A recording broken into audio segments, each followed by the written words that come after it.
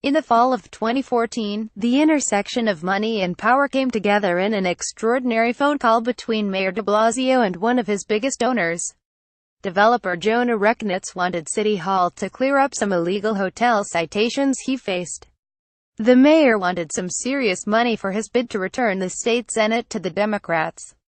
Both men got what they wanted. City officials insist Rechnitz was treated like any other constituent, noting that he paid more than $75,000 in fines.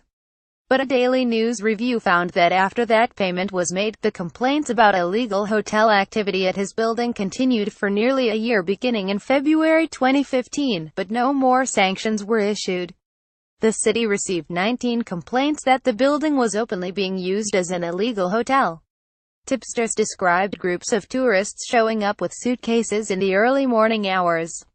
They even gave inspectors the numbers of specific rooms where transient guests were staying. During that entire time, the city said they found no evidence of illegal activity and imposed no further fines. The saga revolved around a 5-story 14-unit townhouse Rechnitz owns at 238 Madison Avenue that, in the spring of 2014, had been targeted by the city as an illegal hotel.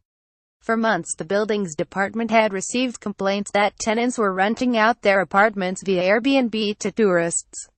Inspectors hit the place in June and August and issued 13 citations and fines totaling $71,000.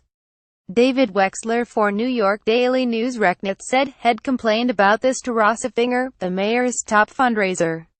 Affinger had already solicited Rechnitz to raise $41,000 for de Blasio's election campaign and write a $50,000 check to the mayor's nonprofit, Campaign for One New York.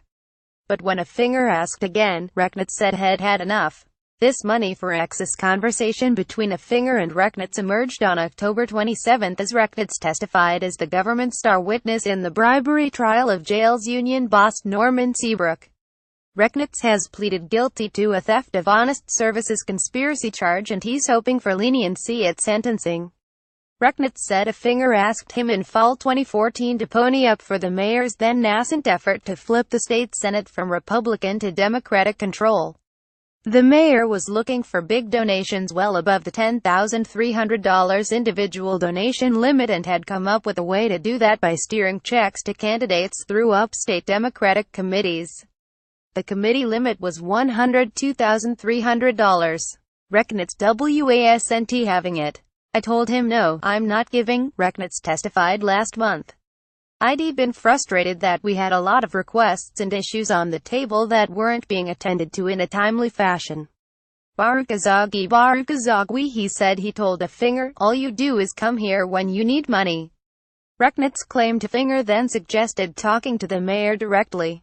I'm happy to get the mayor on the phone with you, Affinger said, according to Rechnitz. The mayor told me that it would mean a great deal to him, Rechnitz testified. It would be very significant to him if I could help out in this campaign. During the conversation, according to Rechnitz, de Blasio was even aware of the maximum donation allowed. I asked him what's the maximum I'm allowed to donate to you, Mr. Mayor. He said you can talk to Ross, I think it's $102,000. On October 22, 2014, Rechnitz wrote a check as instructed to the state Democratic Senate Campaign Committee for $102,300. Exactly 7 days later, he got an email from Lenara Davidson, a top official in the mayor's Office of Criminal Justice. Within days she set up a meeting with the Office of Special Enforcement, which targets illegal hotels. By January 22, 2015, Rechnitz paid off the $76,500 he owed in fines on the illegal hotel citations and some other miscellaneous code issues. Alec Tabak for New York Daily News. Mo's spokesman Patrick Gallahue wrote in an email to the News, enforcement actions on this building have been aggressive and appropriate and completely in line with actions taken in similar situations. There is zero evidence to suggest otherwise. But records show that after the fines were paid, illegal hotel complaints about Rechnitz building were just beginning. In the 2 inspections prior to Rechnitz making his final payment in January 2015, there were 9 complaints and 13 citations. After the fines were paid, there were 19 more complaints about illegal hotel activity at Rechnitz building. Through 2015, there were 9 inspections but 0 citations, records show.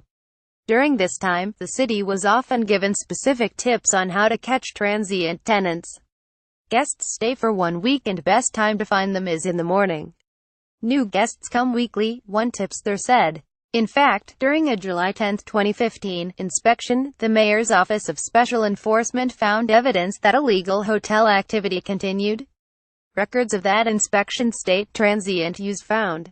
The transient tenant admitted to inspectors that a friend had made arrangements through Airbnb and he doesn't have specific information regarding payment. Howard Simmons, New York Daily News. The inspectors were able to confirm that the room had been booked from Los Angeles via Airbnb, but no citation was issued. Mo's spokesman Gallahue wrote in an email, the person interviewed had no direct knowledge of payment, which is a required element of the offense. A February 5, 2015, complaint stated the manager of the building is soliciting tourists to rent a unit in the building. There are offers for per night. An inspection 6 days later found no evidence of transient use, no violations issued, records show. On December 9, 2015, a tipster told inspectors to check 9 specific rooms that were being rented via Airbnb, but when inspectors finally showed up more than a month later on January 12, 2016, they skipped 5 of the rooms mentioned, records show. They were unable to determine transient use in the ones they checked. Responding to questions by the news, Gallahue wrote, the building had received multiple inspections and long-term tenancy was established in many units, including in many of the units you are asking about. The point is that this building was heavily scrutinized for illegal transient use. In 3 other visits, inspectors failed to gain access and on several other occasions got only partial access.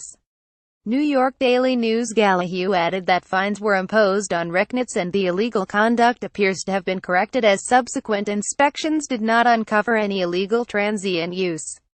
De Blasio has denied all of rechnitz claims, although when the mayor was soliciting money from the man, he visited his office and gave him his personal email and cell phone number, rechnitz testified.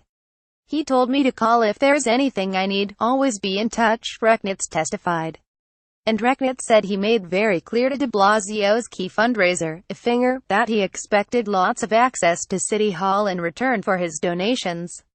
After rechnitz began testifying about his many interactions with the mayor, de Blasio called him a liar and a horrible human being and denied that rechnitz or any other donor got favorable treatment. De Blasio has also had memory lapses regarding specific communications with rechnitz, and has said he would no longer release information about those interactions. In the end, federal prosecutors and the Manhattan District Attorney decided not to charge the mayor. But the Manhattan U.S. Attorney found that de Blasio had intervened on behalf of donors, and the DA said the mayor's actions were contrary to the intent and spirit of the law.